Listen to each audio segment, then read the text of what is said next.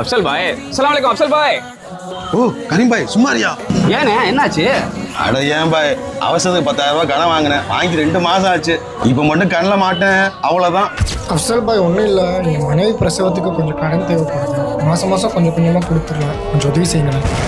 அடடா அட ஏன் பாய் நீங்கள் ஒன்று இப்படிதான் நவாஸ்க்கு ஒரு 10,000 ரூபாய் கடன் கொடுத்தான் பாய். ஃபோன் அடிச்சா எடுக்க மாட்டான், மெசேஜ் பண்ணால் எடுக்க மாட்டான். இதனாலேயே கடன் கொடுக்க யாருக்கும் ஆர்வம் வர மாட்டேது பாய். சரி பாய்.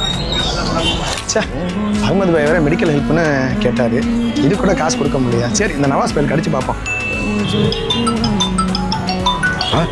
இவன் கால் பண்ணுறான். ஃபோன் அடிக்குது பாய், எடுங்க பாய். இதெல்லாம் இம்பார்ட்டன்ட் இல்லை, நீங்கள் டூருக்கு டிக்கெட்டு போடுங்க. ஃபோன் எடுத்து பேசுங்கண்ணே. நீங்கள் ஒருத்தட்ட கடன் வாங்கினீங்களா, அவர் தான் கால் பண்ணுறாரு. அது ஒன்றும் இல்லை, கையில் காசு இல்லை, அதுதான் என்ன சொல்கிறதுன்னு தெரியல. ஏங்க கடன் வாங்கிட்டு உங்களால் கொடுக்க முடியலன்னா அவரை பார்த்து என்னன்னு பேசுங்க, பேசி டைம் வாங்குங்க.